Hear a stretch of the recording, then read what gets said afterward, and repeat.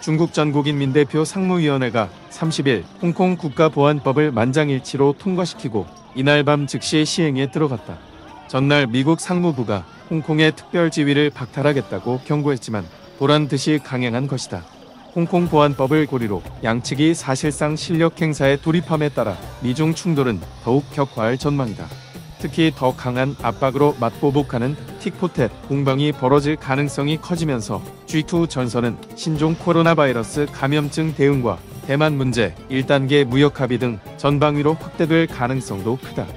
중국 제13기 전인대 상무위는 이날 오전 베이징 인민대회당에서 열린 전체 회의에서 홍콩 보안법을 162명 만장일치로 통과시켰다.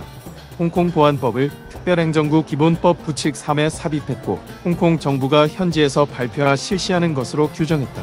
이날 회의는 오전 9시에 시작해 15분 만에 표결 처리를 끝냈으며 시진핑 국가주석이 주석령 제49호에 서명했다. 홍콩 보안법은 외국 세력과 결탁, 국가 분열 등을 금지, 처벌하고 홍콩 내 법을 집행할 기관을 설치하는 내용을 담고 있다. 홍콩 정부는 즉시 시행에 들어갔다. 홍콩 행정수반인 캐리 람 행정장관은 홍콩 보안법은 홍콩 각계각층의 의견을 수렴해 제정됐으며 홍콩인의 절대적인 지지를 받고 있다며 오늘 밤늦게 발효될 것이라고 밝혔다. 홍콩 정부가 이처럼 홍콩 보안법 발효를 서두른 것은 7월 1일부터 본격적으로 시행한다는 상징적 의미를 살리기 위한 것으로 보인다. 7월 1일은 1997년 홍콩 주권 반환이 이루어진 지 23주년이 되는 날이자 중국 공산당 창립 99주년 기념일이기도 하다. 미 상무부는 앞서 29일 홍콩의 특별지위 박탈을 선언했다.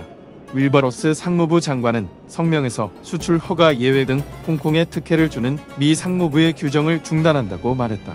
마이크 폼페이오 미 국무장관도 홍콩에 대한 국방 물자 수출을 중단하고 홍콩에 대한 민군 이중 용도 기술 수출 중단을 위한 조처를 할 것이라면서 추가 제재도 예고했다. 이와 함께 미국은 필리핀에 항공모함 2척을 투입해 합동작전을 펼친 것으로 이날 확인됐다. 미 항모 니미츠호와 로널드 레이거노는 지난 28일 필리핀의 공해상에서 구축함, 함재기 등과 작전을 수행했다.